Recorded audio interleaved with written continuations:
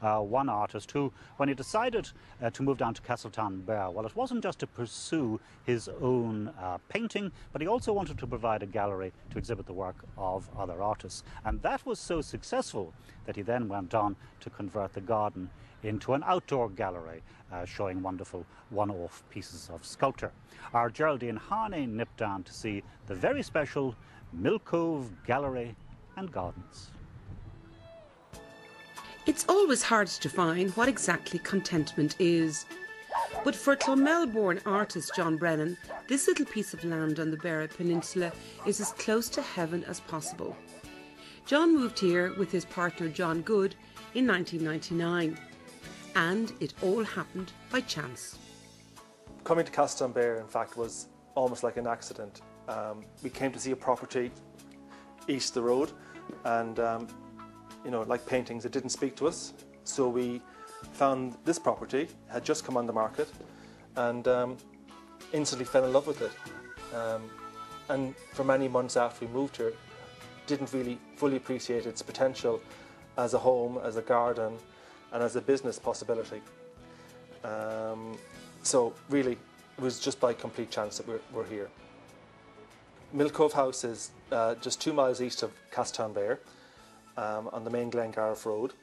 The house is situated on 4 acres, which is more or less divided in two as regards lawns and then woodland.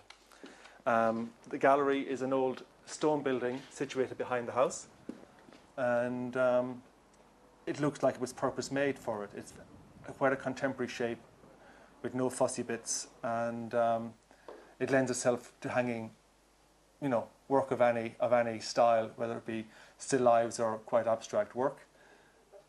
This year we opened the sculpture garden. The gallery consists of 3 exhibition rooms and an entrance foyer, where we have a selection of paintings, prints, ceramics and bronzes. And this August we will hopefully have an exhibition by myself and also a very talented ceramic artist called Alison Kay. And providing gallery space to other artists is important to John. Art has been part of his life since he was young. I did my Leaving Cert in '81, and at that time I would have liked to have gone to art college, but it just didn't happen that way. So I put it out of my mind for many years, went travelling to London, Australia, and came back to Ireland in 1991, and still hadn't found, if you like, what I wanted to do with my life. But I was 29 then, and I got a great opportunity to go to college through a PLC course in Clonmel. And what of his own work now? We have a series of 8 paintings, and each painting will inform the next painting. And what I'm trying to do is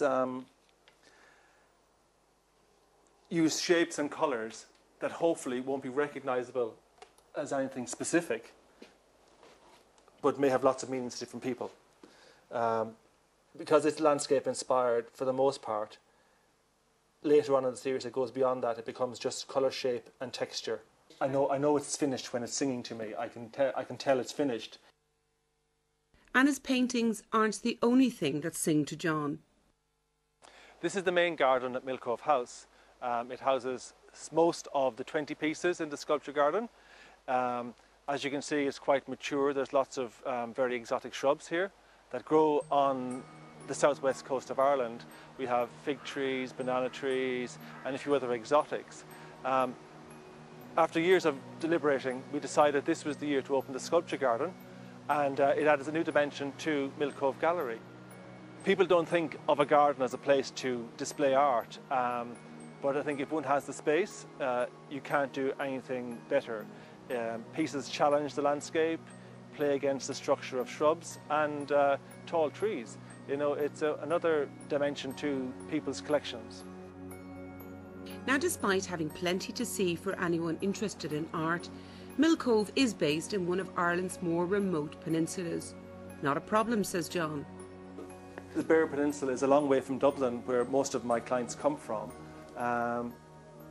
But during the summer months it becomes a mecca for people who want an alternative holiday, and it's amazing that people will find you. If they're interested in galleries, they will find you and they will travel many miles to get to one. So being remote isn't such a drawback. A fantastic quality of life here on the Beara Peninsula. You know, you have all the amenities if you need them, and you can also spend your whole life living at home and doing your own thing. And it's a perfect place for painters or writers to spend their time. And many artists live on the peninsula, and it's a fantastic place to live. Now, if you don't